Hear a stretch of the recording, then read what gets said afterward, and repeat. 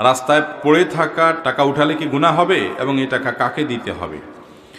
বা রাস্তায় যদি কোনো কুড়িয়ে পড়া জিনিস পাওয়া যায়, আপনি 10টা টাকা পাইলেন, 5টা টাকা পাইলেন, একটা কয়েন পাইলেন বা কোনো কিছু পাইলেন, এটা যদি উঠানো হয় তাহলে কি করতে হয়?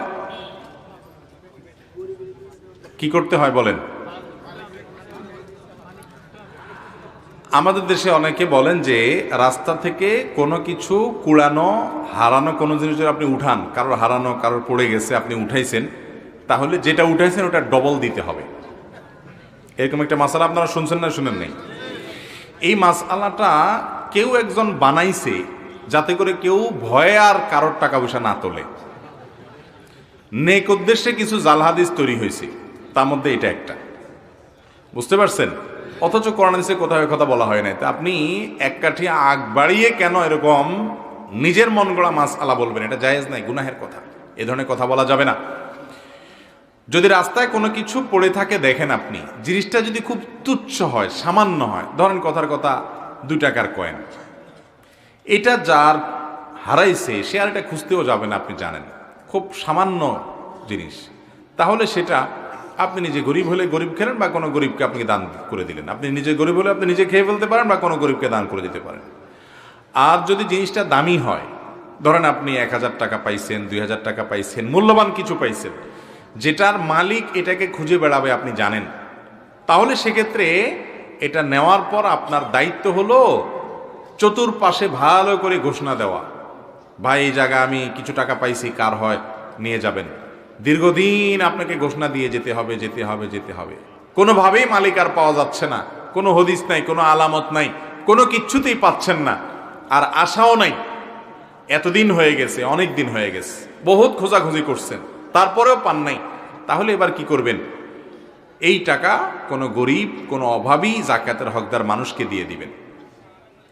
ওই ব্যক্তির তরফ থেকে, যে আল্লাহ এই টাকার যে মালিক, তার তরফ থেকে আমি দান করে দিলাম, সবটা তার অ্যাকাউন্টে জমা হবে।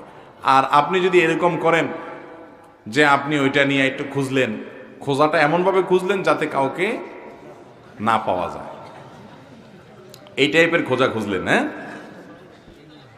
ওই যে একজনের বলে মুরগি হারাই গেছে আর আরেকজনে পাইছে, পাওয়ার পর মুরগিটা নিয়ে সে খুঁজছে, তো খোঁজার সময় সে বিরাট জোর করে আওয়াজ দেয়, একটা মুরগি পাওয়া গেছে। এমন ভাবে পাওয়া গেছে বলে যে এটা আর কেউ শুনে না। সবাই মনে করে কি জানি কি একটা মুরগি বেচা হবে না কি, পরেরটা আর মানুষ শুনে না। তো এইভাবে সারাদিন ডাকি ডাকি আসি, এরপরে আসি বলে, হুজুর আপনার কথা অনুযায়ী আমি আজকে বহুত চিৎকার দিয়ে দিয়ে ডাকছি, কোনো মালিক টালিক পাই নাই, এখন আমি গরিব মানুষ, আমি খাইতে পারি কিনা। তো এরকম মাসালা ঘুরে যদি খান তাহলে কিন্তু জায়েজ হবে না।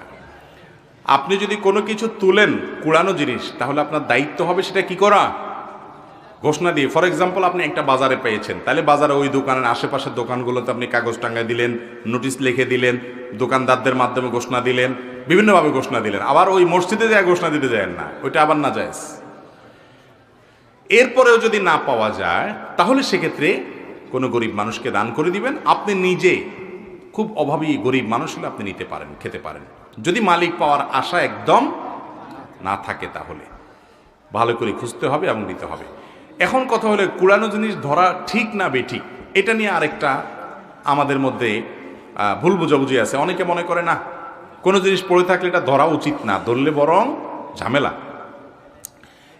যদি এটা আপনি না নিলে বরং আরেকজন মানুষ নিয়ে এসে খেয়ে ফেলবে, অসৎ মানুষ, এরকম মনে হয়, তাহলে আপনি বরং নিবেন। একজন একটা মোবাইল ফেলে গেছে, আপনি দেখেছেন, আপনি জানেন যে আপনি হারামটা খাবেন না, আপনার মধ্যে আল্লাহর ভয় আছে, আপনি খুঁজি মালিককে দেওয়ার চেষ্টা করবেন, আর আপনি না নিলে বরং অন্য কোনো লোক নিয়ে যাবে যার মধ্যে আল্লাহর ভয় নাই, এইরকম আশঙ্কা হলে আপনার জন্য বরং সেটা উঠানো উচিত।